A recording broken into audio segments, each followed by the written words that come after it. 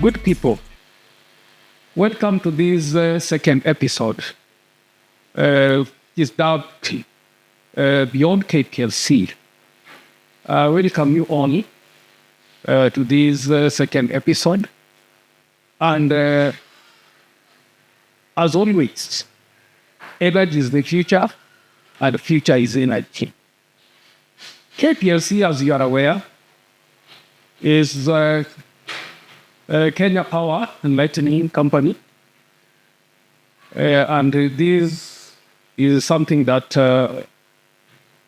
every Kenyan and even Africa as a whole really understood what it means.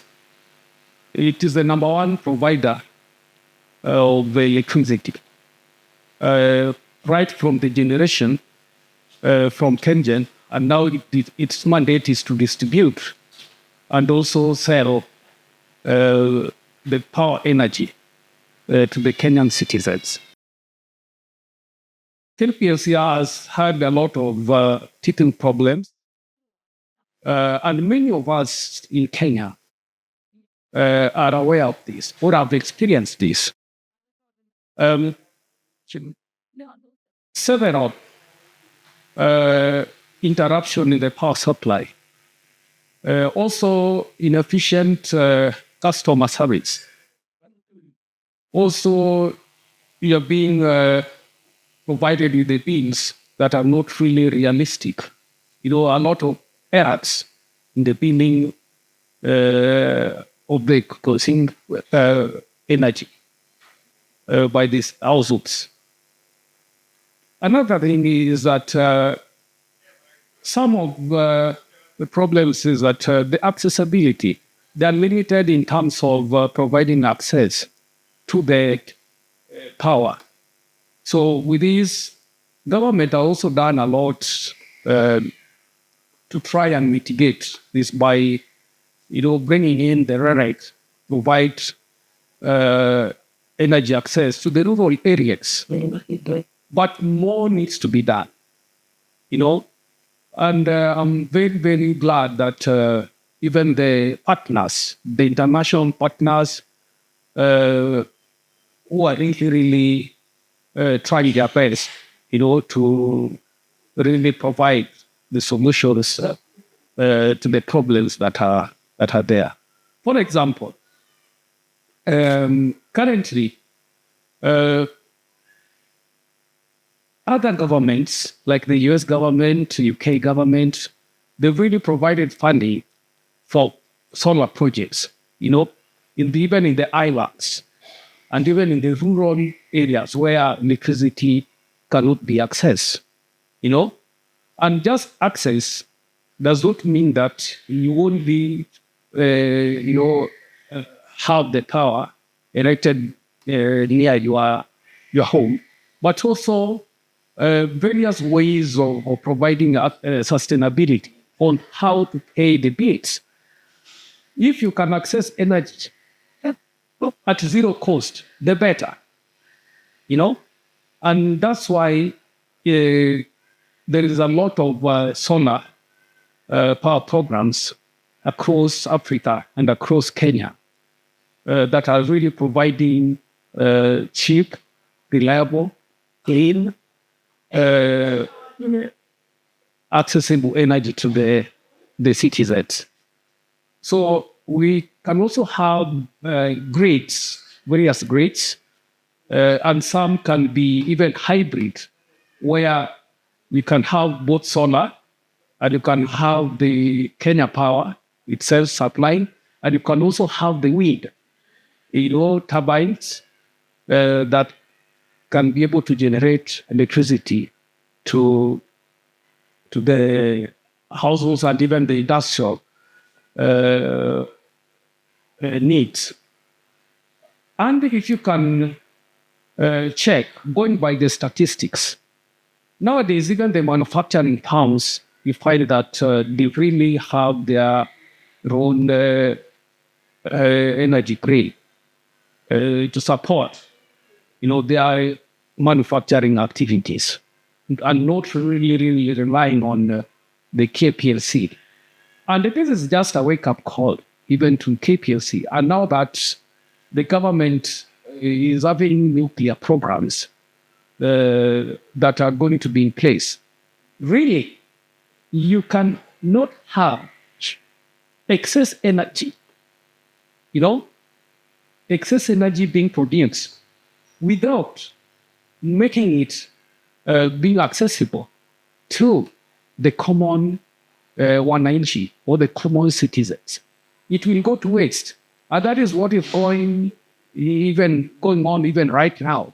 KenGen is busy producing, but KPLC really, due to its inefficiency in its operations, does not really make the right sets that they are supposed to make the castle so that they generate the exact revenue that they are supposed to generate. Because of the losses, because of the unsold power that is going to waste. And now that now that the nuclear energy is coming up, I urge the experts and even the government and the government agencies to make sure that they capacity build KPLC so that it's able to handle the power that is going to be generated by the nuclear power plants. Or else it will be like, throwing dead fish into the lake or into the ocean. You've already captured the fish and you're now throwing it again back to the... So it becomes a waste, and we cannot tolerate that. And KPMC also needs to really up their game in terms of customer service. I say, when you are calling, the lines are not even on, the telephone lines. What does it mean? Even the responses from the emails that the citizens are writing to us and for the complaints, you cannot really even, receive any feedback, which means the customer service is wanting. And they need to really work on that, Most of the times, you find that there's a technician that is responding to you at the customer desk. Really? Really? We need somebody who knows customer service, recording your complaints, acting on it, relaying feedbacks about your complaint, and even telling you about the progress of your complaint. And those are the simple things that we really need to put in place so that KPLC does its work well. Another thing is that KPLC needs to improve on their power lines, so that they really need to invest in their power lines, in the networks, so that people can be able to really access energy without interruption.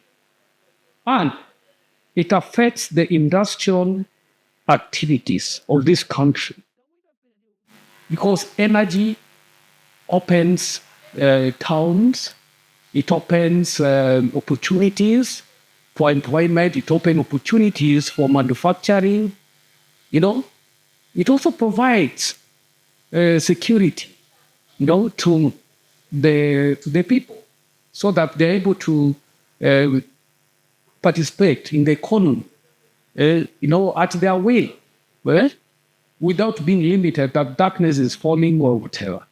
So people need to really embrace whatever government is trying to do. We need to embrace, but we also need to encourage KPLC to do more, by coming up with the innovations, new innovations, about the activities, financial realignment, engineering developments, such things. So KPLC need to have their gauge. Government needs to capacity build KPLC so that it's able to handle the power that they are forecasting that they'll be able to have.